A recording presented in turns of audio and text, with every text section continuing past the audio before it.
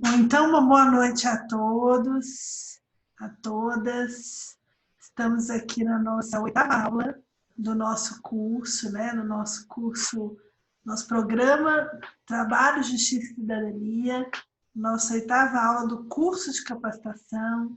Como essa aula fica gravada, eu registro aqui que nós estamos, então, hoje é dia 12 de agosto.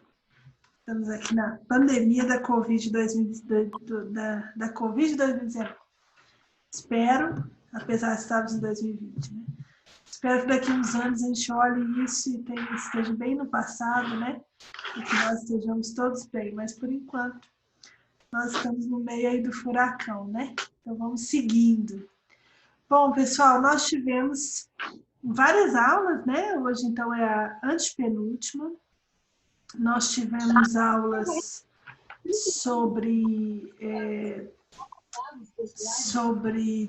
teletrabalho, aulas sobre o trabalho da mulher, foi a primeira, introdução ao direito do trabalho, depois tivemos a questão da uberização do trabalho em plataformas, tivemos também a questão do trabalho infantil com a doutora Ana Beatriz, temos prosseguimento aí, falei novamente do teletrabalho, falamos do microempreendedor individual, e hoje vamos falar de algumas normas trabalhistas que foram feitas para valer durante o período da pandemia. Foram criadas por medidas provisórias. E aí, semana que vem, a gente vai falar de cultura da paz, sobre conciliação judicial e, por fim, no nosso último dia, a gente vai ter uma troca de experiências, né? Eu estou vendo que aqui está conosco hoje o Lucas Lima. Lucas, dê um alô para o pessoal te ver aí, por favor. Olá, boa noite. Tudo bem, Lucas? Seja bem-vindo, viu? Tudo bem? Obrigado. Quantos Obrigado pela anos você oportunidade. tem? 25. Nossa, um moço, né? Que bom, seja muito bem-vindo. O Lucas, gente, ele foi aluno da professora Domingas, que a gente apresentou semana passada, está aqui conosco também, professora Domingas. E ele foi aluno e ele participou do TJC, então foi uma ideia que ela teve ótima. E ele estará aqui conosco na quarta-feira que vem, falando da sua experiência na perspectiva do aluno. Olha que legal. Então, se ele quis vir hoje, eu fiquei muito honrada para ele ver como é que era aqui. Espero que você goste, tá, Lucas? Tá bom? Obrigado, viu? Eu que agradeço a oportunidade. Então, a honra é toda nossa. Bom, vamos lá, pessoal. Vamos ver se eu consigo aqui compartilhar com vocês a tela, né? Vamos lá. Apresentação de slides. Apresentação de slides. Vamos ver agora se o não está dando muito certo, como eu gostaria, não, para exibir. Modo de exibição de leitura, acho que assim fica melhor. Vamos lá, vamos share conteúdo. Estão vendo a tela, gente, agora? Sim? Sim, estou vendo aqui legal. Bem grande e bonito.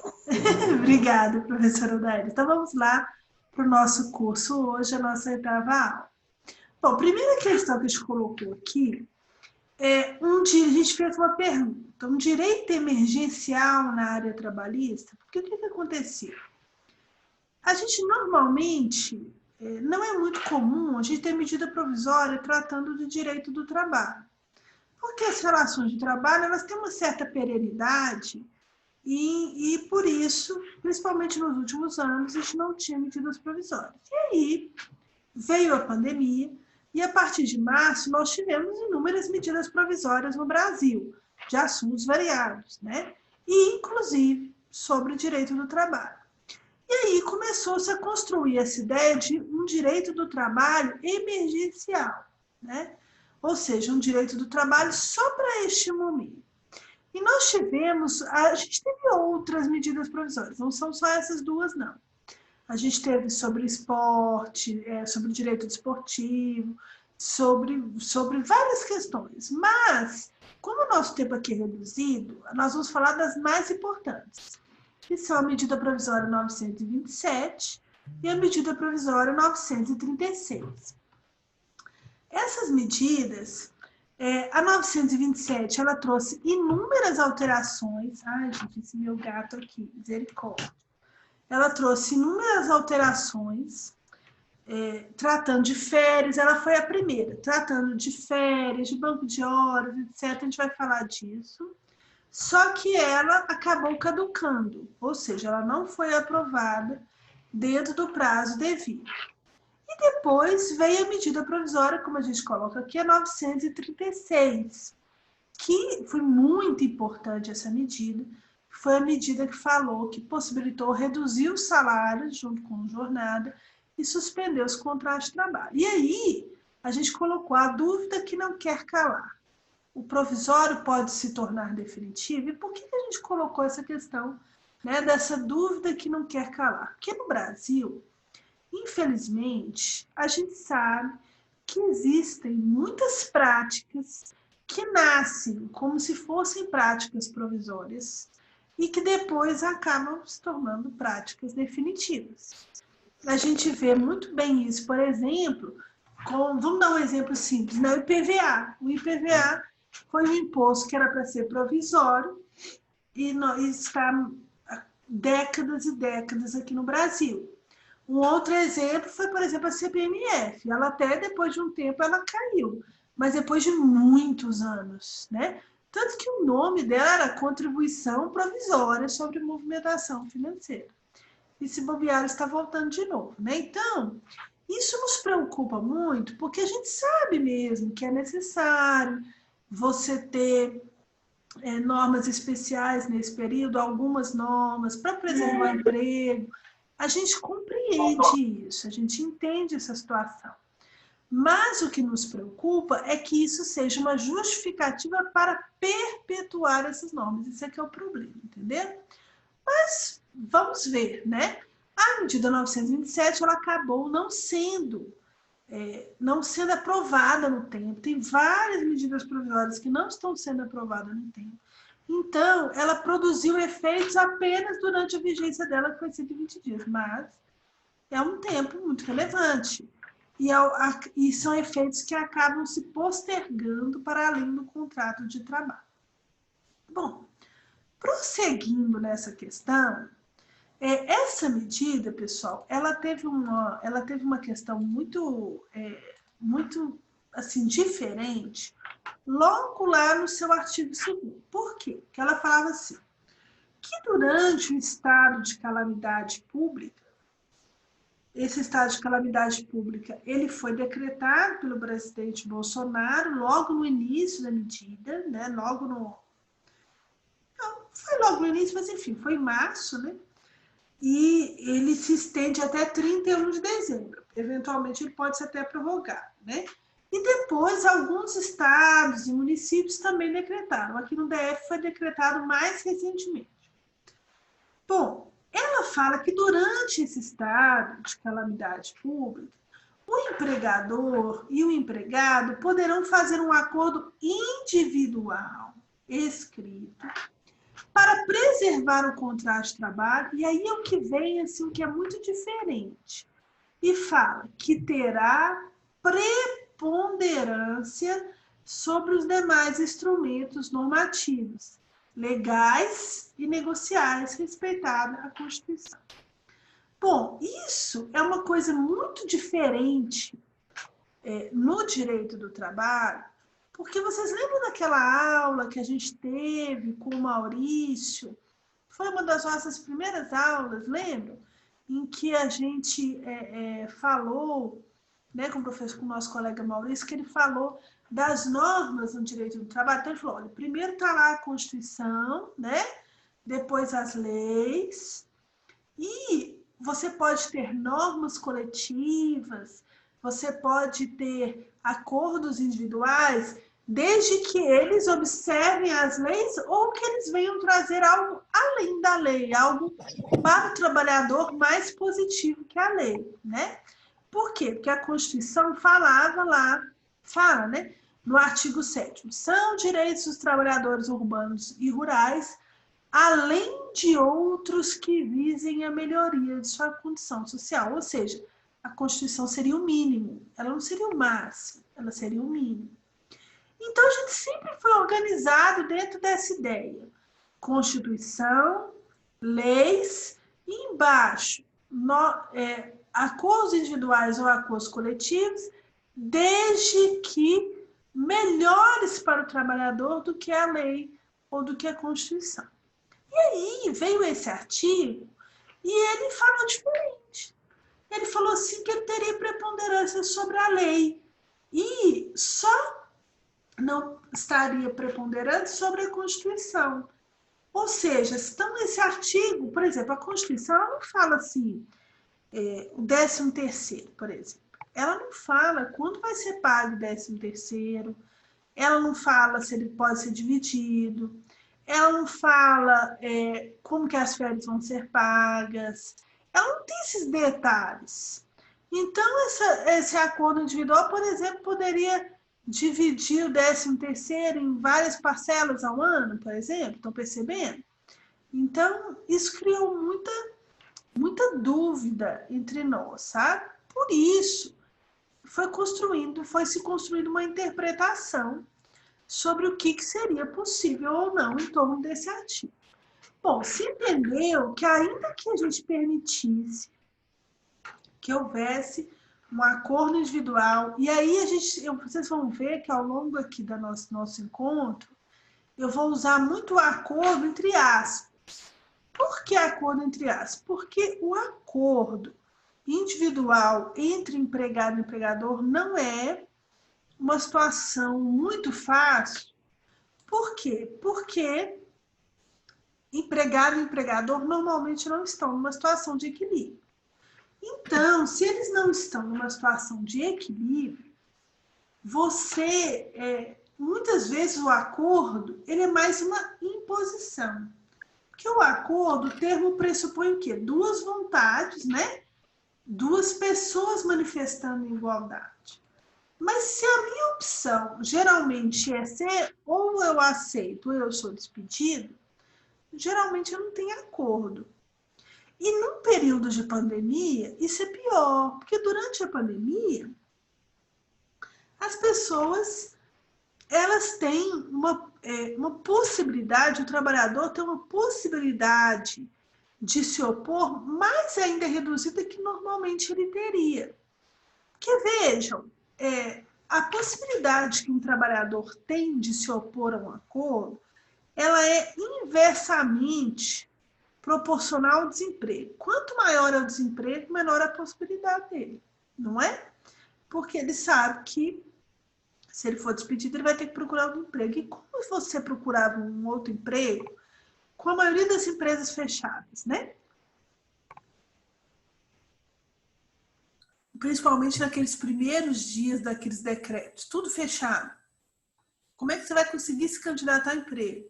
E se você ainda com medo também de se contagiar, né? Uma situação muito difícil. Então, esse acordo a gente usa entre aspas, por quê? Porque é um acordo que não é bem aquele acordo, né? Dizendo assim. Bom, mas esse artigo, então, falou assim, não, mas vale esse acordo individual. Ah, então vale tudo, como dizia aquela música super simpática da Sandra de Sá, vale tudo, né? Não é assim também, vale tudo, né? Por exemplo, existem normas, ainda que não esteja escrito isso lá, existem normas de saúde e segurança que não pode negociar. Então, eu posso trabalhar na altura sem cinto de segurança porque eu fiz um acordo? Eu posso trabalhar com decibéis altíssimos sem protetor auricular porque eu fiz um acordo? É claro que não pode, né? É óbvio que não pode. Existem direitos também que são de terceiros. Ah, então eu fiz um acordo com você, trabalhadora, eu não vou pagar a previdência. Mas e a previdência? Ela foi ouvida nesse acordo? Ah, mas eu fiz um acordo com ele, eu não vou pagar FGTS. Mas e a Caixa Econômica, que é a gestora do FGTS, ela foi ouvida? Então, o acordo tem que envolver os envolvidos, né?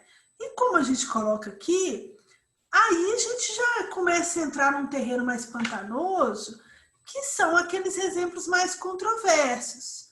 Por exemplo, vocês verão que a gente vai falar do banco de horas. O que ele serve? Ele tem um prazo. Então eu posso, então, fazer um acordo individual para ter um prazo ainda maior? Eu posso fazer um acordo individual para pagar a rescisão parcelada? Para eu te despeço e você abre mão de algumas verbas, eu te contrato depois?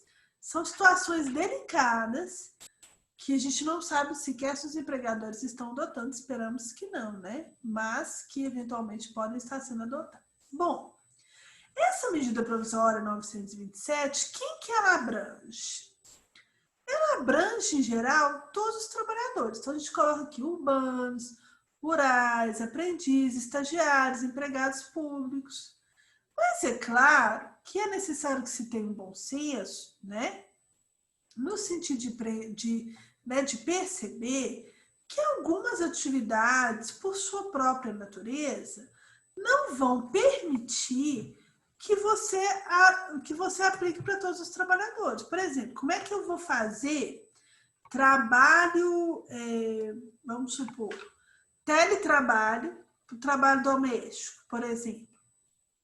Vamos supor que eu tenho um aprendiz que ele tem eu acho até que alguma parte do aprendiz dá para trabalhar em teletrabalho, mas às vezes ele tem uma formação prática que não tem como ele fazer um teletrabalho, por exemplo. Ele pode fazer uma parte mais teórica, mas e a prática, né?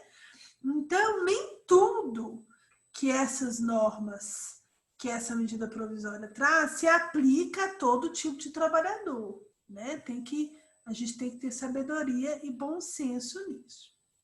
Gente, se vocês quiserem, tiverem dúvidas, fiquem à vontade, só perguntar, tá? Só falar. Bom, essa medida provisória ela é muito grande, não vai dar, infelizmente, para vocês terem uma ideia, só essa medida. A gente deu um curso, foram 4 dias, foram 6 horas aula. Então, a gente vai dar algumas pinceladas do que é mais importante. Mas, para que tenha uma ideia, essa medida provisória, ela trata de vários assuntos, entre eles, ela trata aqui, ó, de teletrabalho, banco de horas, teletrabalho a gente já viu aquele dia, né, com o Dr. Gustavo, banco de horas, ela trata de regras especiais de férias individuais e coletivas, de antecipação de férias, de prazos especiais para os mandatos da CIPA, regras especiais sobre os exames periódicos, o exame admissional, o exame demissional, o nexo causal, causa que ficou errado, o nexo causal da Covid, isso é uma coisa que a gente vai falar hoje, é bem interessante, sobre a fiscalização do trabalho, sobre o recolhimento do FGTS, ou seja, é bastante coisa, né? Vamos falar um pouquinho sobre o banco de horas. O que é esse banco de horas, né? Bom, quando uma pessoa faz horas extras, o que é o normal? Uma pessoa faz horas extras, né? E ela recebe essas horas extras no final do mês. Só que a Constituição, ela permitia alguma compensação de jornada, por exemplo, durante a semana. Então, vamos supor, eu trabalhei um pouquinho mais hoje, aí eu compenso amanhã, e aí eu respeitava as 44 horas semanais. E, eventualmente, se permitiu uma compensação até durante um mês, de forma que a jornada mensal fosse observada. Bom, só que aí, em 98, então a gente tem, né, na época do governo Fernando Henrique Cardoso, um governo que mais liberalizante no aspecto, né, do direito do trabalho, foi instituída uma lei que ela criou o banco de horas. O que essa lei fez? Ela previu que essa compensação das horas, que normalmente só se dava no mesmo mês, ela podia se dar inicialmente em 120 dias, depois passou um tempo, um ano, você faz uma hora extra hoje, você podia compensar até um ano depois, desde que houvesse uma negociação coletiva sobre isso, e que fosse observada uma jornada diária de no máximo 10 horas, ou seja, você poderia, no máximo, fazer 2 horas extras para entrar nesse banco de horas. Bom, só que aí, como a gente colocou aqui, veio a reforma trabalhista, em 2017, já no governo Michel Temer. E essa reforma trabalhista alterou muito a CLT, e ela disse que, olha, essa reforma, para a gente entender essa reforma, ela foi uma reforma, como a gente já tem visto há algum tempo, que ela diminuiu, ao mesmo tempo que ela dá autonomia para o sindicato, ela diminui a fonte de custeio do sindicato. Então, é uma situação delicada, né? E ela, no geral, ela foi melhor para o empregador, né? Com algumas raras e poucas exceções. Ela previu que esse banco de horas, que antes era, então, só por acordo coletivo, ou seja, o sindicato dos empregados com o sindicato patronal ou os sindicatos dos empregados com a empresa, ou seja, você tinha um certo equilíbrio ali de negociação. Aí, ela previu que se a compensação fosse até 6 meses ao invés de 1 ano, você não precisaria ter acordo coletivo. Ou seja, o empregado poderia simplesmente fazer essa compensação por um acordo individual. E a gente sabe que isso, voltando a dizer, não é bem um acordo, né? Isso já é uma regra. Vai lá no contrato de trabalho, olha, assina aqui o contrato de trabalho. A pessoa, se ela se opuser, provavelmente ela não vai ser admitida, né? Só que aí veio a medida provisória 927, né? E aí, vejam bem, ela passa a dizer que o banco de horas, como a gente colocou aqui, ele vale. Agora não tem mais essa limitação de até 6 meses, não. E ela, então, pode ser um acordo individual durante esse período de pandemia, que até o final do ano, a princípio, vale indiscriminadamente. Só que essa medida, gente, como a gente falou, ela não foi aprovada pelo Congresso, mas ela produziu efeitos até então. Bom, o que isso faz, gente, né? Então, ela colocou, olha, tem que ter essas horas, depois vão ser compensadas, 2 horas por dia, até 2 horas por dia, até 10 horas diárias de trabalho, durante 18 meses. Então, é uma situação bem curiosa, porque, vejam bem, antigamente o banco de horas era assim. Eu fazia as horas extras e depois compensava. Então, normalmente, eu tinha um crédito de horas para compensar. Essa era a regra. Às vezes, tinha empregado que faltava, arranjava uma confusão e ficava com débito de horas. Mas, normalmente, o empregado tinha horas de crédito. Agora, contudo, com esse banco, como as empresas fecharam, por exemplo, o restaurante fechou. Então, ele fecha. Aquele empregado tinha uma jornada de 44 horas semanais. Ele fechou 1 mês o restaurante. Só em 1 mês, esse empregado, 44 vezes 4,33 semanas por mês e tal, ele vai ter mais ou menos, ele vai ter aí, olha, umas 180 horas já de débito no banco de horas, compreende? O que é uma situação muito delicada, que vão ficar essas horas ali. E depois, se ele for despedido, olha a discussão que pode ter. Eu acho que não pode descontar, mas é uma discussão que é, no mínimo, né, interessante, né?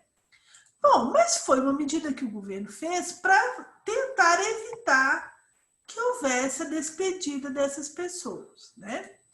Bom, esse banco de horas teve uma regra específica para os trabalhadores da área da saúde, porque nesse ramo da saúde tem muitos trabalhadores que atuam em 12 por 36, é muito comum, né?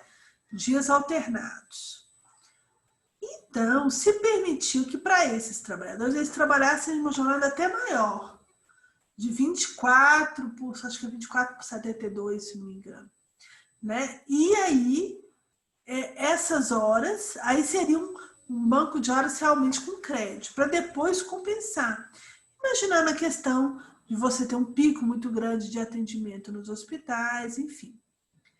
Só que esses trabalhadores é muito comum eles terem 2 empregos, por isso que a gente colocou aqui que é um problema para esses trabalhadores conciliarem, às vezes, essa jornada maior do que essa jornada que eles fazem, que normalmente já é uma jornada grande, né? Bom, prosseguindo aqui, uma outra medida que foi adotada nessa medida, uma outra ferramenta, um outro instrumental que foi adotado nessa medida provisória foi a possibilidade de antecipar os feriados. Bom, mas como assim, né? Antecipar os feriados. Então, por exemplo, é bem relacionado com o banco de horas, né? Então, vamos imaginar o seguinte, 7 de setembro.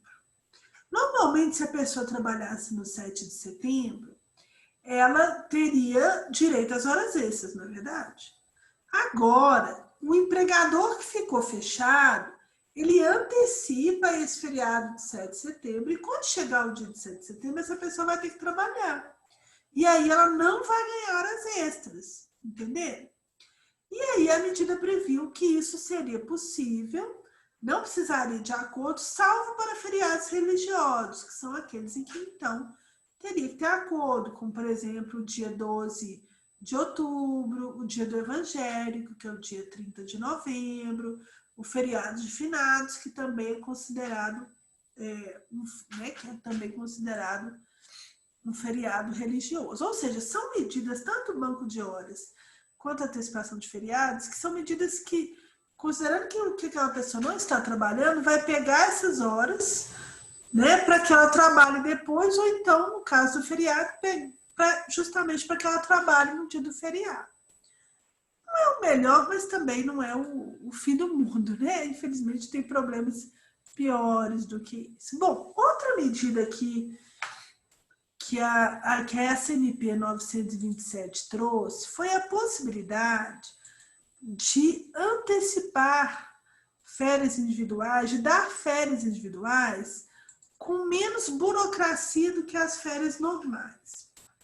Porque as férias normais, você tem que ter uma antecedência para avisar e uma antecedência para pagar. E aí, o que fez o legislador? Ele previu que nas férias individuais deveriam ter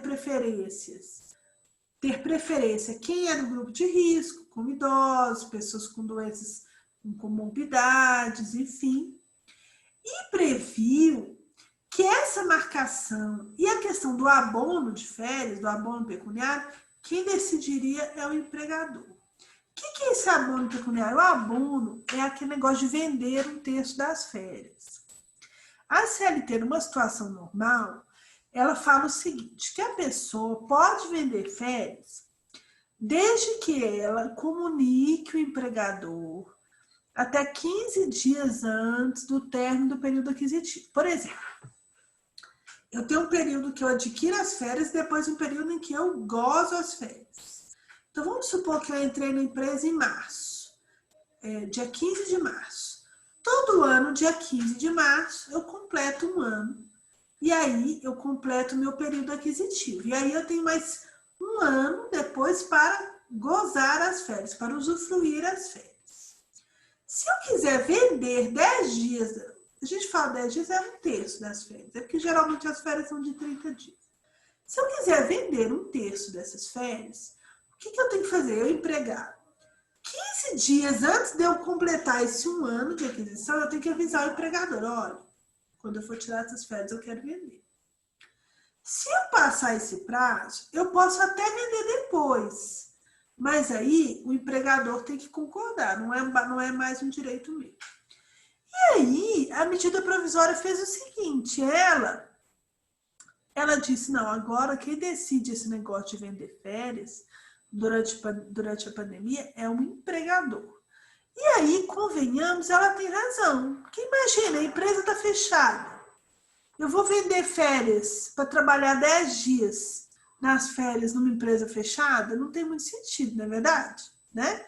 Ou então, vamos supor que eu trabalho num restaurante em que o empregador está colocando as pessoas de folga porque não tem público. O público está muito pequeno. Aí ele está colocando uma equipe um dia, outra equipe outro dia. Aí eu ainda vou vender 10 dias de férias para quê? Vou ficar lá trabalhando, fazendo o quê? Né? Então, essa foi uma outra alteração da medida provisória. Bom, uma coisa muito diferente que essa medida trouxe foi a possibilidade de antecipar férias. Então, por exemplo, normalmente a gente só goza as férias, a gente só usufrui das férias quando a gente adquire as férias. Então, a gente deu aquele exemplo do 15 de março. Eu entrei dia 15 de março. Ano que vem, 15 de março, eu posso ter direito a tirar um mês de férias. Eu não posso tirar férias antes mesmo de ter um ano. Férias individuais, não.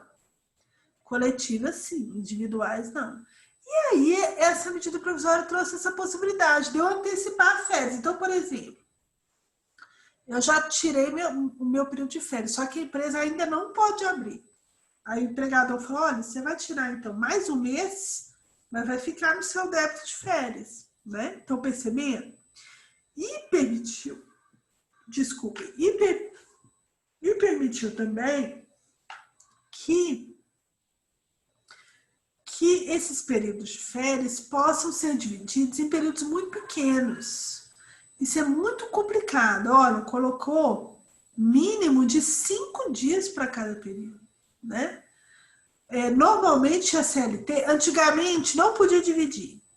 Aí veio a reforma trabalhista e falou que podia dividir até 3 períodos, com acordo, entre aspas, né?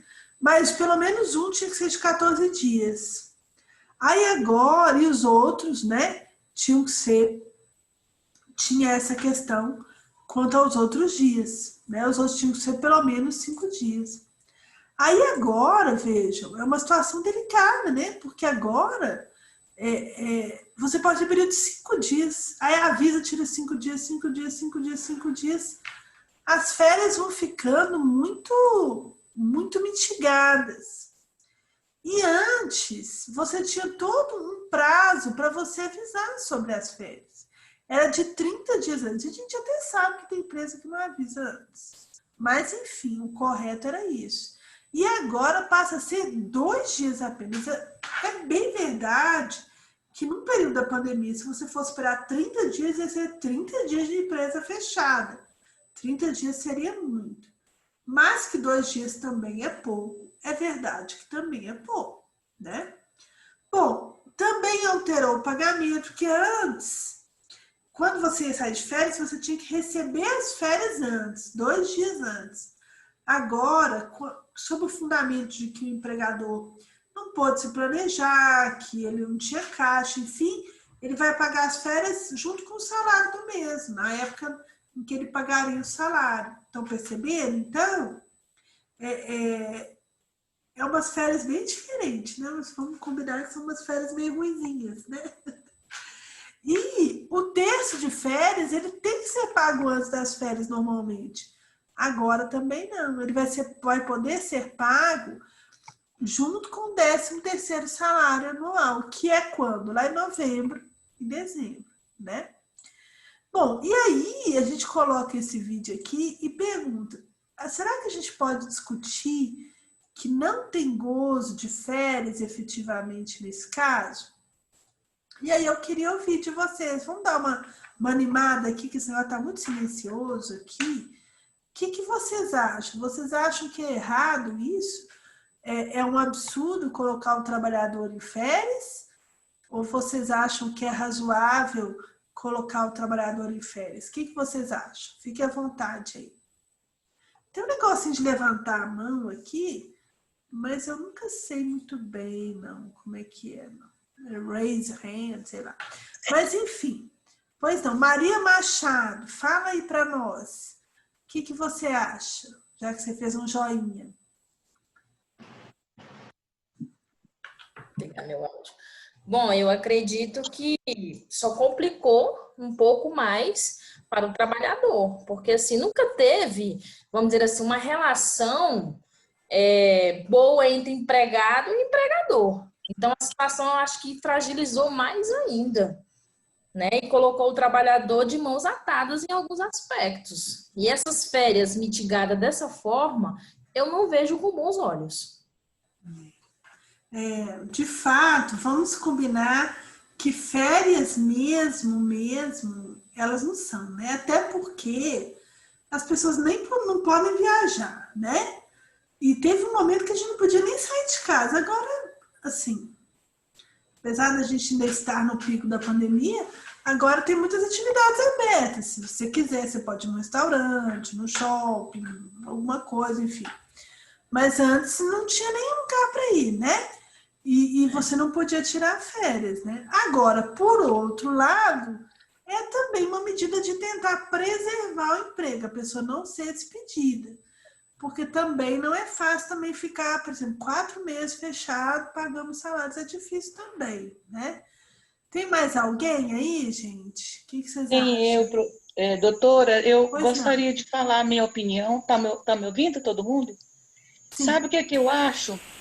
Eu acho que nesse momento de pandemia, o que deve prevalecer é o bom senso da parte do patrão quanto da parte do empregado. O bom senso. Por quê?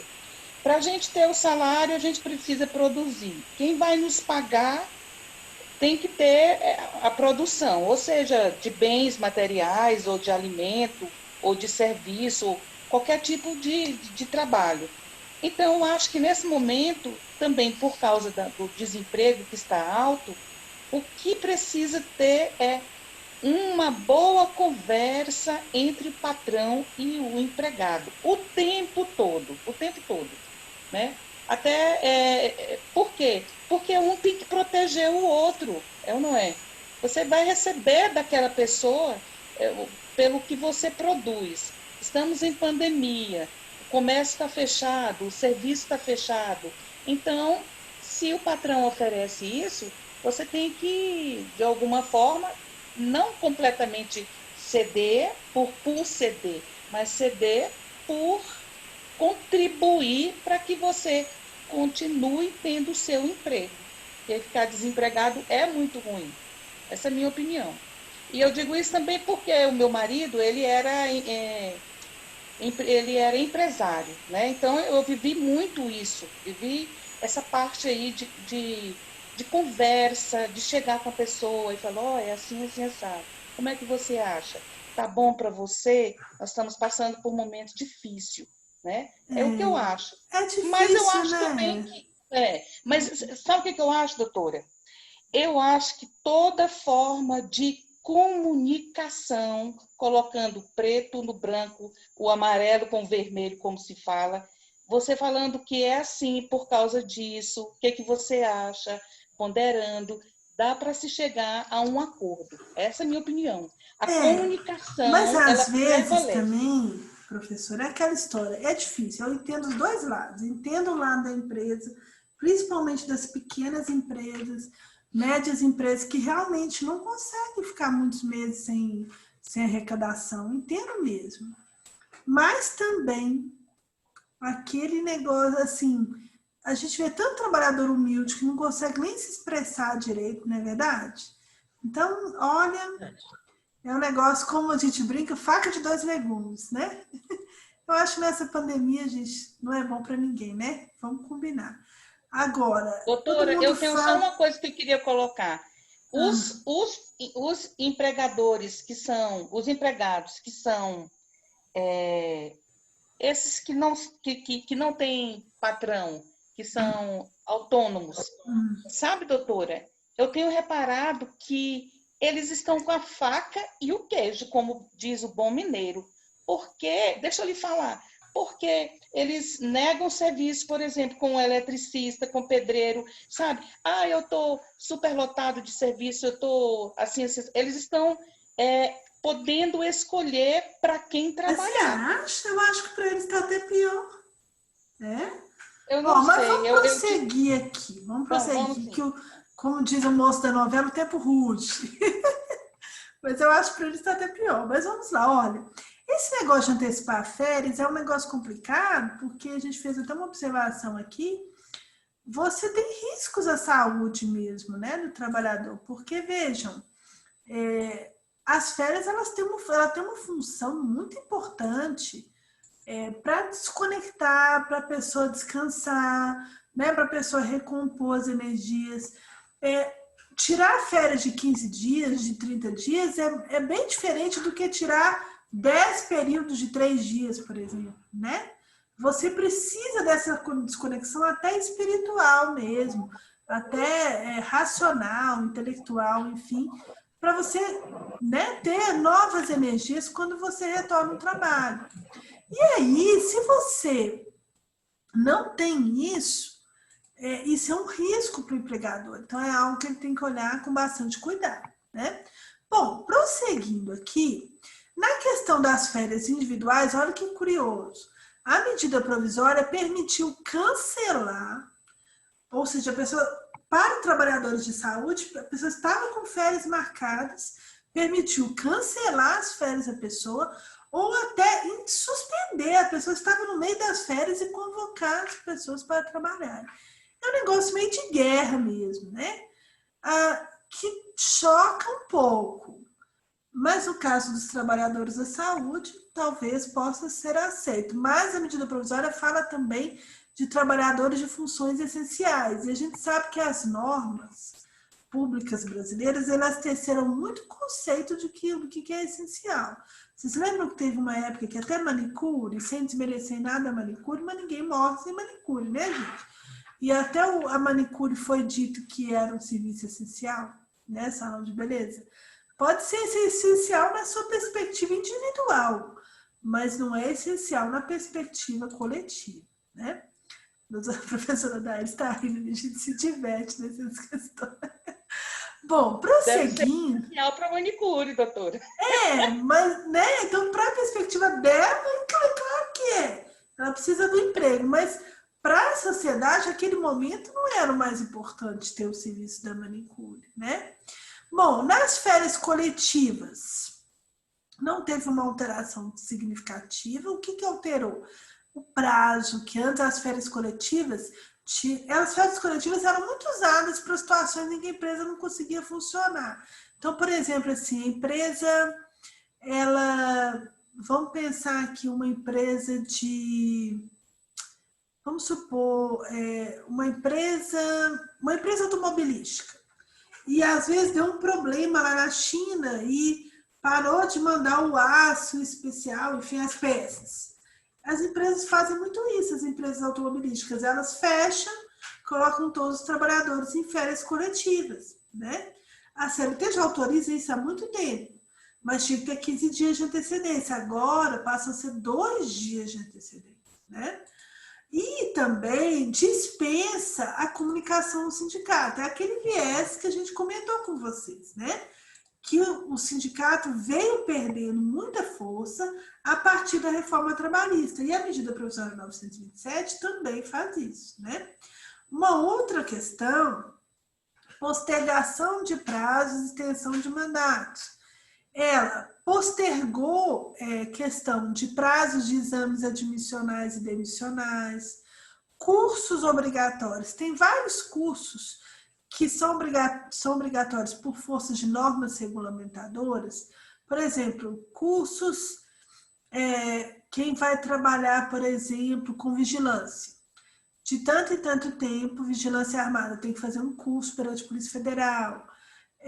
Quem vai trabalhar com inflamáveis tem determinados cursos, enfim, postergou, estendeu mandatos da CIPA, suspendeu prazos de defesa administrativa de infração, sob o fundamento de que para permitir que as pessoas não tivessem que sair, ir ao médico, enfim, coisas desse tipo, né?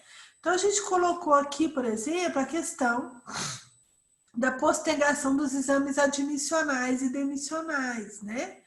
Então, se o demissional foi feito há menos de 180 dias, não precisa fazer. Você não precisa fazer o admissional e nem o periódico durante o período de pandemia. Isso, salvo a gente coloca aqui, se o médico da empresa recomendar que seja feito. isso aqui a gente colocou esse símbolozinho assim de pare, porque isso é muito perigoso. Essa é uma prorrogação que ela não é obrigatória, né? Ela é facultativa.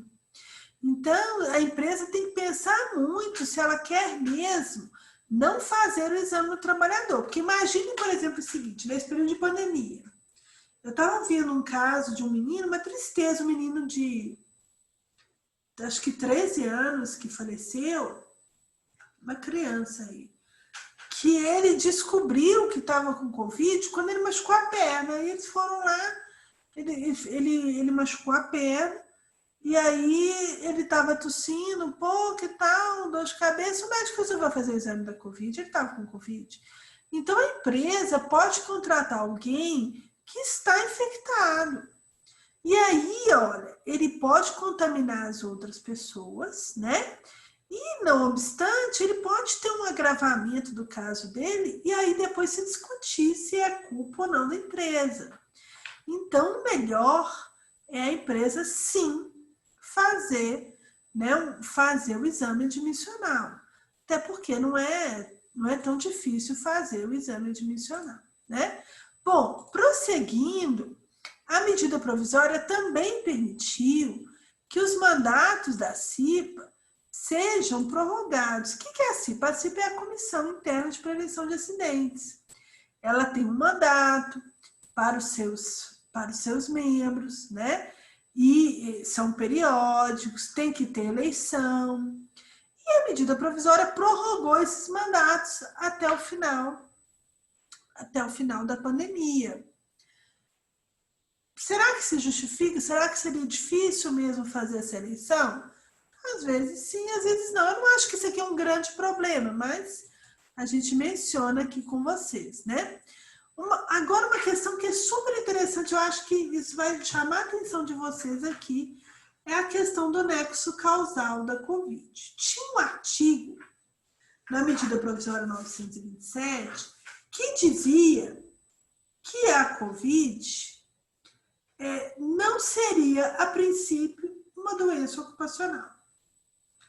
E aí, isso foi levado até o STF, e o STF declarou isso inconstitucional. Isso deu muita discussão. Quando ele declarou isso inconstitucional, as pessoas falaram assim, mas então quer dizer que todo mundo que pegar a Covid é doença ocupacional. Eu participo de um grupo de mães, aí tem algumas que têm empregada doméstica. Então, se minha empregada doméstica daqui de casa pegar a Covid é doença ocupacional, ai meu Deus e tal, não sei o quê. Não, não é isso, né? O que se quer dizer é que a Covid pode ou não ser uma doença ocupacional. Vai depender do caso concreto, né? Ah, mas como assim, né? Então, por exemplo, a gente fez um slide mostrando isso aqui para vocês. A professora Darice está fazendo uma cara ali preocupadíssima. Por exemplo, a Covid pode ser uma doença profissional, a gente chama de doença profissional, aquela doença que é típica de uma profissão. Por exemplo, enfermeiros que trabalham numa UTI específica para Covid.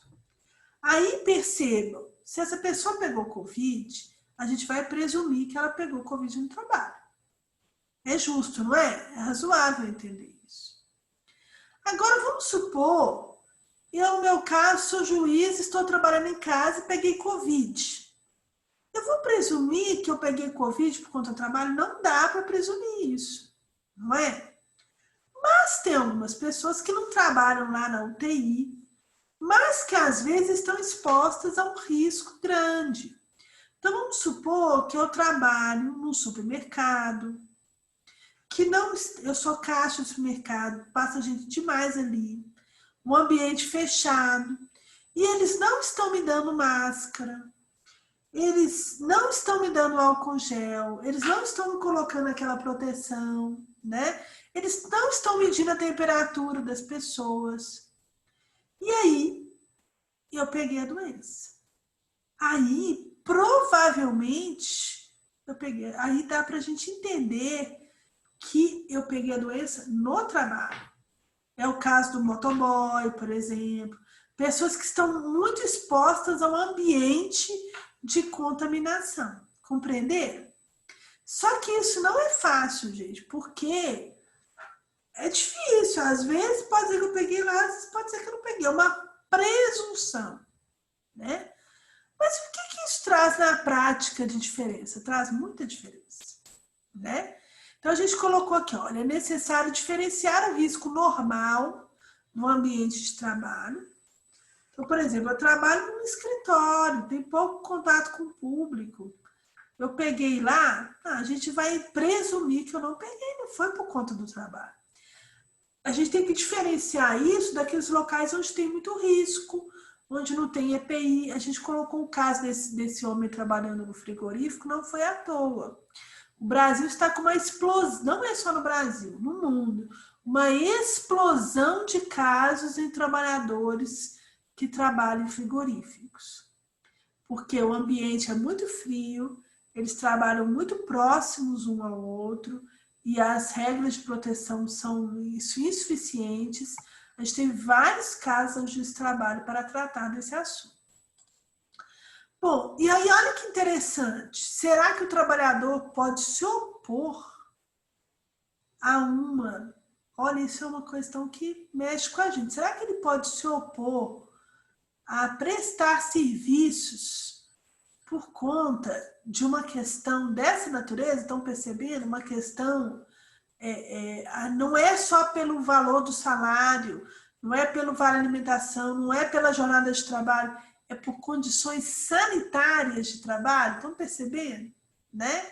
A gente pode começar, essa pandemia, a gente não sabe quando vai terminar, a gente pode começar a ter no Brasil greves sanitárias. A gente já teve umas paralisações assim, curtas, assim, em hospitais, essas coisas, dessa natureza, sanitária. As pessoas falaram que não receberam máscara, que não estavam recebendo aquele avental e tudo. Olha que interessante, né? É triste, mas ao mesmo tempo é interessante, né? Bom, e a gente tem que ver também, aqui a gente colocou no nosso slide aqui também, vou projetar para vocês, uma questão super delicada, que a gente está vendo que a Covid é uma doença complexa, apesar de eu não ser médico, mas a gente vai observando que ela, às vezes eu posso pegar a Covid e ter sequelas, enfim, mas às vezes eu posso pegar a Covid e buscar uma indenização porque eu peguei a Covid, porque o meu trabalhador, porque o meu empregador me expôs a uma situação de risco. Mas também eu posso ter outras doenças decorrentes da Covid. Imagina, por exemplo, que eu não peguei a Covid, mas eu sou uma pessoa que trabalha em uma UTI e eu tive que escolher quem vai viver e quem vai morrer porque não tinha ventilador suficiente. Estão percebendo a gravidade disso? Né? Eu posso desenvolver um estresse pós-traumático, né, por conta disso. Eu posso desenvolver uma depressão crônica, porque eu vi meus colegas de trabalho se expondo e falecendo. Essa é uma doença que ela vai deixar muita cicatriz na nossa sociedade. Então, ela pode ser ela própria a causa principal de um afastamento, mas ela pode também ser com causa de outras doenças decorrentes dela e que vão levar ao afastamento do trabalho também, né? Mas por que isso? A gente está discutindo isso. Quais são os efeitos? Quem foi? Eu peguei Covid, mas por que? Qual que é? Para que eu vou ficar discutindo se eu peguei no trabalho, ou se eu peguei em casa, se eu peguei na rua, se ela é decorrente do trabalho? Mas todos os efeitos pecuniários possíveis, né? Eu fiz uma lista aqui rapidinho, que o nosso tempo está correndo, né? É igual o moço da novela. Fiz uma lista aqui rapidinho, olha, para vocês verem. Pena que não dá para a gente falar muita coisa. Ó, por exemplo, vamos supor porque tem gente que está tendo problemas sérios com o Covid, né? E gere uma invalidez, por exemplo.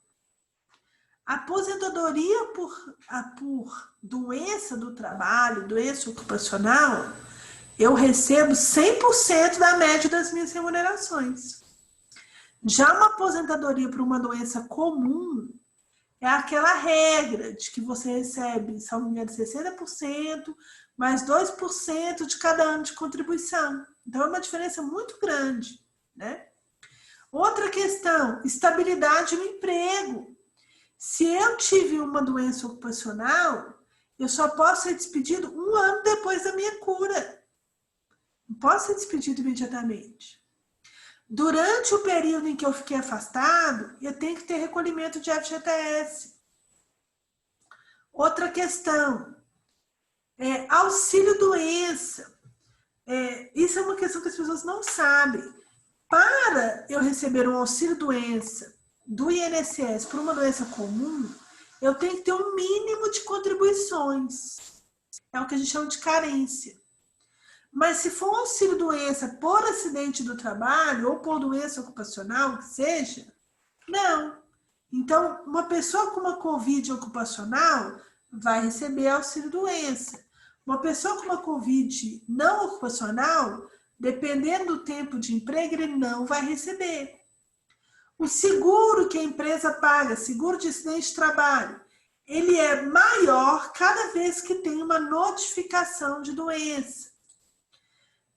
A União pode entrar com uma ação contra a empresa porque ela teve que pagar auxílio-doença, sendo que é uma doença que a empresa poderia ter evitado. Pode ter autoinfração, pode se configurar até crime, que é expor o outro, né, a um perigo considerável, enfim. E um dos efeitos mais importantes, que são as indenizações por danos morais e danos materiais, né? Ou seja, estão vendo que essa questão da Covid, ela dá um bom agito, uma boa discussão, né? Bom, olha que coisa absurda. A medida provisória, ela suspendia a atuação dos auditores fiscais do trabalho. Aí o STF, felizmente, disse que esse artigo era inconstitucional, porque é agora, mais ainda, que essa fiscalização é necessária, porque os auditores, eles fiscalizam equipamentos de proteção, medidas de segurança, etc. Nesse momento é que a gente precisa mais ainda da fiscalização, né? Então, a gente colocou agora que é ainda mais necessária a fiscalização do Estado. Passando agora, então a gente falou tudo da medida 927, falando agora da medida 936. O que é essa medida?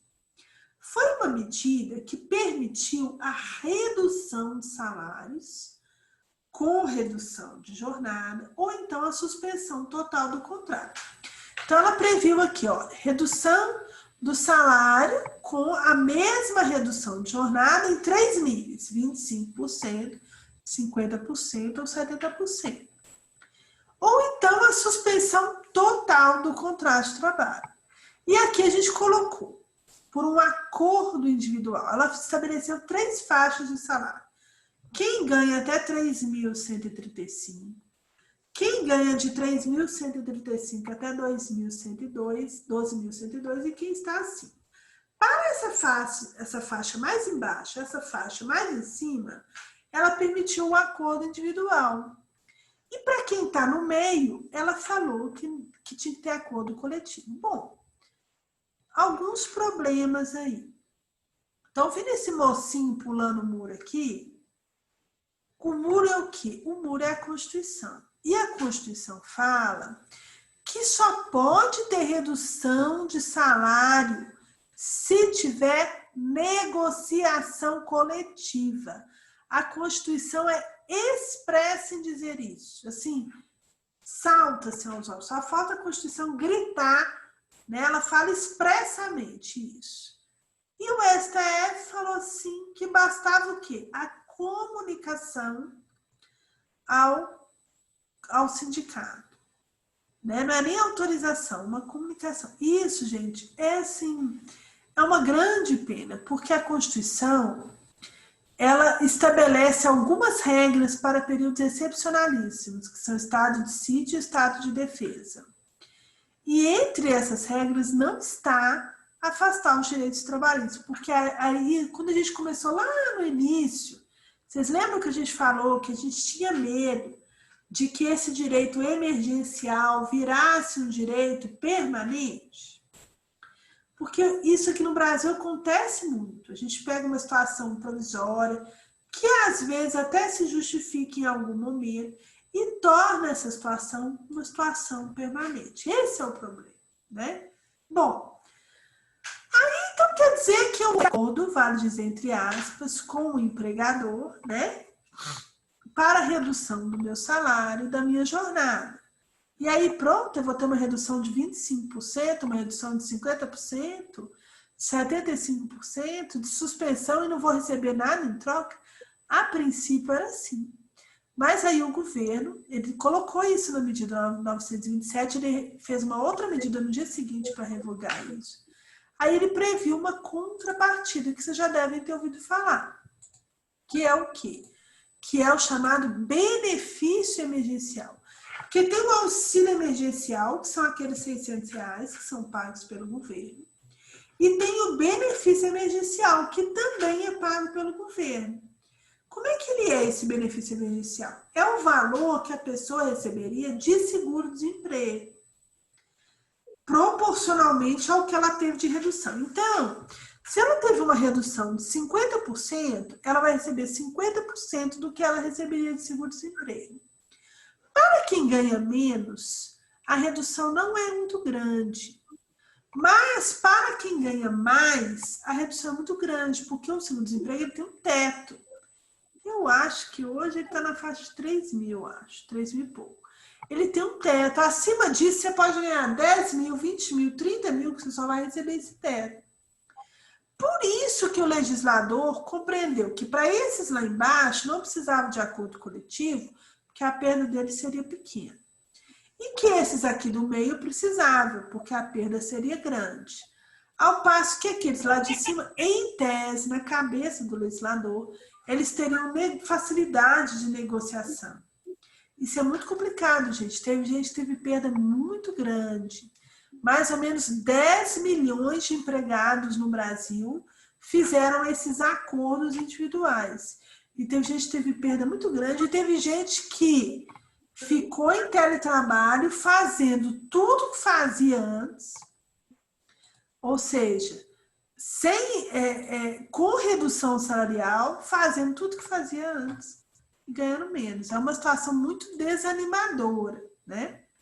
Bom, prevê também que a empresa, como essas pessoas têm uma perda, né, salarial, a medida provisória previu que essas empresas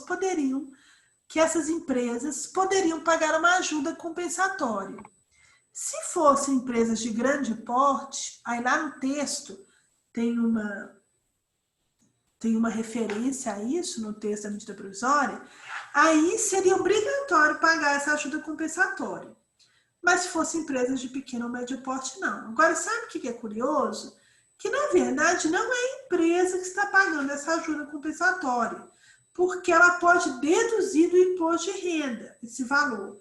Então, na verdade, apesar da empresa falar que ela está pagando a ajuda compensatória, quem está pagando a ajuda compensatória é a sociedade. Bom, tem alguma outra contrapartida para o trabalhador? Tem. Não é assim uma grande contrapartida, mas tem sim uma contrapartida. Qual que é essa contrapartida? É o fato de não poder ser despedido, ou seja, de ter uma estabilidade de emprego. A gente colocou esse senhor com um escudozinho lá, né?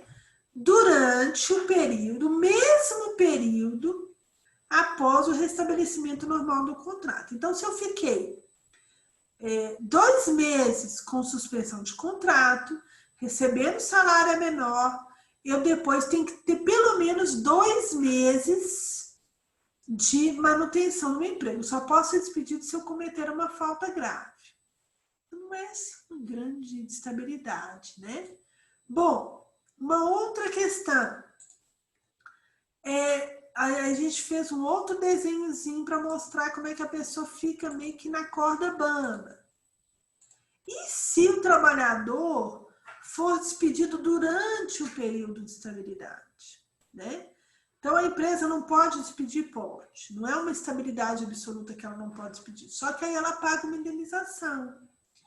Só que também é uma indenização pequena, porque ela é proporcional a esse período e a redução que a pessoa teve. Se a pessoa teve uma redução menor, foi uma redução só de 25% de salário, a indenização é menor, estão percebendo? Então, não é assim uma grande coisa, né? Bom, prosseguindo nesse assunto, algumas observações. Por exemplo, aqui no DF a gente tem várias empresas públicas. A Nova Cap, a gente tem a CAESB, a SEB, enfim. Quando esse valor do benefício emergencial é pago pela União, essa suspensão e redução salarial não pode ser feita em relação a esses empregados, e muito menos em relação aos servidores públicos, que é o caso de vocês, que são aqueles que têm vínculo com a administração pública direta. A gente sabe que houve tentativas de emplacar uma PEC para que permitisse essa redução salarial. Felizmente não conseguiram fazer, né? Existia essa proposta. Bom, isso se aplica a quais... Então, já que não, para os empregados públicos não pode, mas para os privados pode? Pode, para os privados pode. Inclusive domésticos, por exemplo. Então, eu conheço casos de pessoas que suspenderam o contrato das domésticas, estão pagando essa ajuda compensatória para elas não terem perda salarial. Ou então reduzir a jornada, colocar alguns dias apenas por semana. Quem trabalha em tempo parcial, que é quem trabalha menos horas por semana, também pode. O que não tem efeito é para a figura do intermitente, que o intermitente é aquele que ele não tem jornada, ele é chamado uma semana um dia, outra semana outro dia. Então, esse aí, infelizmente, coitado, ele não tem proteção social, né? O período máximo de aplicação dessas medidas, 60 dias para suspensão e 90 dias para redução, ou seja, parou tudo. Suspensão do contrato, 60 dias, ou redução para uma parte, redução salarial com redução da jornada, 90 dias. Mas na soma desses dois institutos, no máximo 90 dias. Então, eu posso fazer, por exemplo, 60 dias de suspensão mais 30 dias de redução da jornada. 30 dias de suspensão total mais 60 dias de redução da jornada. Enfim, muitos assuntos, né? A gente teve que dar uma corrida aqui por conta do nosso tempo. Deixa eu ver aqui Doutora as perguntas. Pois não, Marcelo. Houve uma outra medida, uma mudança na medida que aumentou para 120, não foi? Sim, Marcelo, houve uma... Eu acho que não é uma medida, eu acho que é um decreto do presidente que prorrogou. Eu até vou confirmar depois o prazo, mas realmente foi prorrogado. Só que eu tenho uma dúvida se foi prorrogado o prazo total, mas ou se também foi aumentado o prazo, como é que eu posso te falar? O prazo no contrato. Porque uma coisa é você dizer, olha, dentro desse intervalo você pode aplicar por 60 dias ou 90 dias. Uma coisa é eu ampliar o intervalo, mas manter esse negócio de 60 dias, 90 dias. Mas eu vou confirmar. Realmente, houve um decreto do presidente ampliando esse prazo. Vou confirmar isso na próxima aula, eu te falo. Tá bom? Tá, doutora Audrey, uma outra questão. Se a empresa, por exemplo, ela faz uso da medida provisória para reduzir o salário e a jornada em 25% durante 3 meses ali. E aí, tecnicamente, o colaborador fica com aquela estabilidade durante os próximos 3 meses. Então, se ele ficou em março, abril e maio com o contrato reduzido, junho, julho e agosto ele está estável na empresa. Sim, E aí, é o se a mesmo empresa... prazo que ele teve as medidas de redução ou Uhum, suspensão. Existe uma discussão, certo. Marcelo, que defende que é o prazo inteiro, que é desde o início, ou seja, desde o início que dobraria esse prazo, mas eu acho que essa discussão ela Uhum. tem pouca guarida. Então, seria mais a discussão de que a estabilidade é igual ao prazo em que teve suspensão ou redução, entendeu? Se depois desse período, por exemplo, que a empresa faz a suspensão com relação aos meses, ela suspende o salário ali, reduz a jornada, suspende assim, ela reduz o salário e reduz a jornada durante esse período, e aí depois ela opta por reduzir baseado no estado de calamidade, sem o auxílio do governo, como se fosse um acordo individual. Isso seria legal? Não, seria não. Eu acho assim, aí depois disso, ela pode ir pela Constituição, que a Constituição permite que você tenha redução de salário e jornada, mas aí com negociação coletiva, entendeu? Isso já acontecia. Por exemplo, quando a gente teve a crise de 2008 no Brasil, isso aconteceu aqui no Brasil, assim, algumas empresas no ABC, entendeu? Que teve redução de salário com redução de jornada. Há quem acha que pode ter redução de salário sem redução de jornada, eu acho muito complicado. Mas, enfim, eu acho que aí ela pode, então, vale dizer, ela tem essa medida do governo, ok. Mas a medida do governo tem que ser cumprida tal como foi proposta. Ou seja, reduz só naqueles percentuais específicos. Aí tem a contrapartida do benefício emergencial. Fora disso, ela pode. Não existe vida fora disso? Existe. Na Constituição. Mas aí é com negociação com o sindicato. Se ela fizer uma negociação individual fora das regras da medida provisória, que estabelece esses limites de tempo, de os percentuais de redução, enfim, ela certamente vai ter problema. Ela certamente vai ter problema na fiscalização do trabalho e vai ter problema também depois judicialmente. É muito provável que a pessoa está tendo uma redução salarial, não vai discutir? Vai discutir, né? Mãe. Então não pode não. Tá Sim, bom? obrigado, doutora. Não, acho que é isso. Olha, a Maria Machado falou assim, ela é lá do Renaps, ela falou, os jovens aprendizes, mesmo da Nova Cap, mesmo que são jovens de jardinagem, não tem como fazer a todo tempo o teletrabalho, é um problema mesmo, né? Então, assim, tem funções que são compatíveis com o teletrabalho, outras que não são.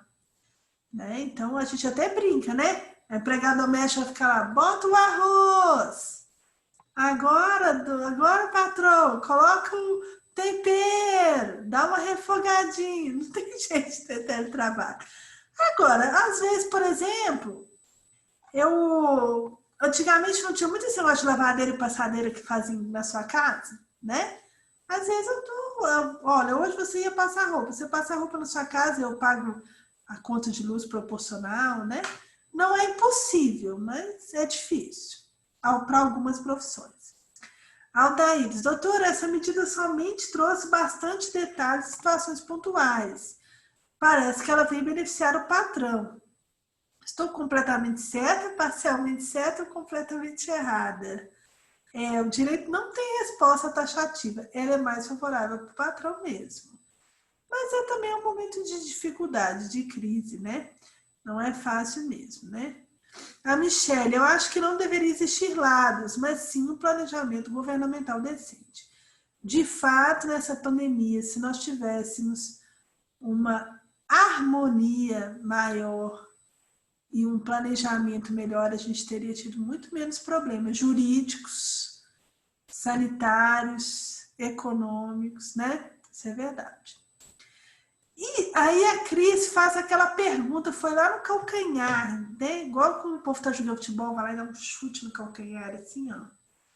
E se o trabalhador não aceitar a redução salarial, em se tratando de 1 ou 2 trabalhadores? Olha, acordo, a gente até fala assim, comum acordo. O acordo só pode ser de comum acordo, tem que ser os dois, né? Só que, infelizmente, é aquilo que o doutor Ricardo falou na última aula, a gente não tem estabilidade no Brasil, diferentemente de outros países. Então, se a pessoa não aceita o acordo, acontece o quê? Ela pode ser despedida, esse que é o problema. Então, né, a capacidade de um empregado resistir a um acordo, ela é reduzida. Ela é reduzida. Ela não é impossível? Não, não é impossível. Mas ela é reduzida. É reduzida. E ela é mais ainda reduzida durante a pandemia. Aí que ela é reduzida mesmo. E quando você não tem mais sindicato, como é feita a negociação? Bom, olha bem, todo mundo tem um sindicato representativo.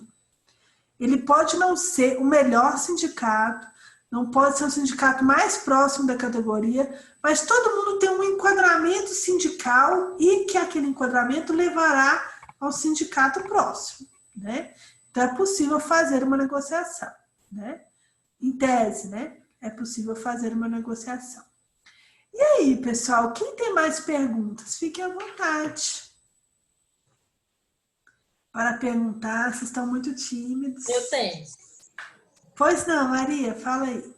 Então, essa redução salarial, ela também se aplica às férias do trabalhador, que está no período de gozo agora para tirar?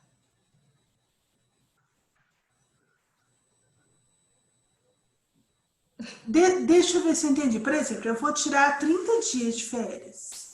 Aí se eu vou ganhar menos? Se essa redução do salário dele vai se aplicar às férias dele, vai tirar agora? Ah, tá. Olha, uma boa pergunta. Não. Quando eu for calcular as férias, o 13º, o adicional de periculosidade, eu vou calcular essas coisas com base no salário padrão dele, entendeu? Porque senão você ia reduzir as férias também, não é?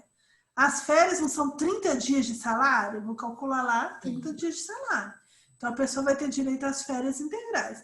Ela só tem redução de férias se ela faltou ao trabalho, que aí tem uma escala na CLT, a partir de 8 faltas, se não me engano, 7, 8, agora estou na dúvida, ela começa a perder as férias proporcionalmente. Vai ter uma gradação. Se ela não teve faltas injustificadas, ela tem direito a 30 dias de férias no mínimo, né? Tem empresas que dão mais, né? Mas normalmente é 30 dias. Então não se aplica, né, essa redução às férias do trabalhador? Não se aplica. Ela só vai se aplicar o salário da pessoa naqueles 2 meses, que pode ter a suspensão, ou nos 90 dias que pode ter redução. Agora, entre nós, é uma coisa um pouco mais profunda. Existe uma discussão se no final do ano, para fins, por exemplo, de 13º, se isso vai impactar, entendeu? E se esse período de suspensão vai contar para férias. Porque as férias não contam cada mês 12avos. Então, existe uma discussão sobre isso. A minha tendência é entender que conta, mas tem colega que entende que não. É uma discussão isso aí, sabe? Ou seja, essa medida ela vai produzir efeitos muito mais tempo do que o tempo formal dela, né? Ela vai deixar muitos penduricalhos aí para a gente discutir. O direito é assim, né? Sempre assim. Obrigada. E aí, pessoal? Pois não, mais dúvidas? Fiquem à vontade. Tem mais uns 5 minutinhos aí. Não? Não, vocês estão tão silenciosos. Vamos fazer nosso momento foto? Vamos. Agora vocês vão aparecer, né? Para o momento foto.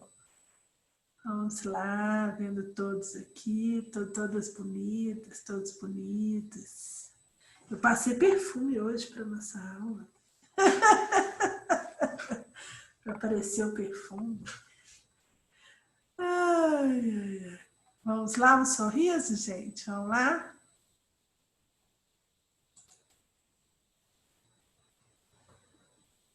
Nossa turma hoje está ótima, né?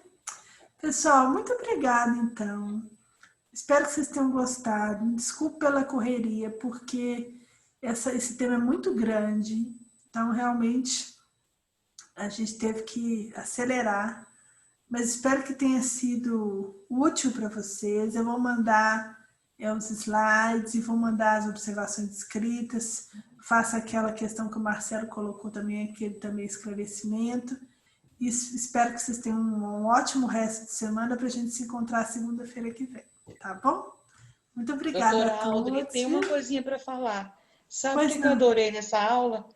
Você é apaixonada, né, pelo tema. Você fala com muita paixão, com muita propriedade. Mas esse assim, tema aí não é o meu tema, assim, aquele tema do amor, não, sabe? Acho que esse aí é um crushzinho, assim, sabe? Encontrei com ele. Parabéns, nossa, adorei, doutora. Muito obrigada. Eu acho que eu tenho um tema marido melhor, assim, tem uns melhores, assim. É bem o crush que é moderno, assim, né? Acho que esse aí é um tema amor de final de semana, assim. Parabéns, doutora. Obrigada. Obrigada, professora. Gente, fiquem com Deus. Até mais, viu? Tchau, tchau. Boa noite. Obrigada, boa noite. Tchau, boa noite. Boa noite. Parabéns, Aldo. Boa noite. Obrigada.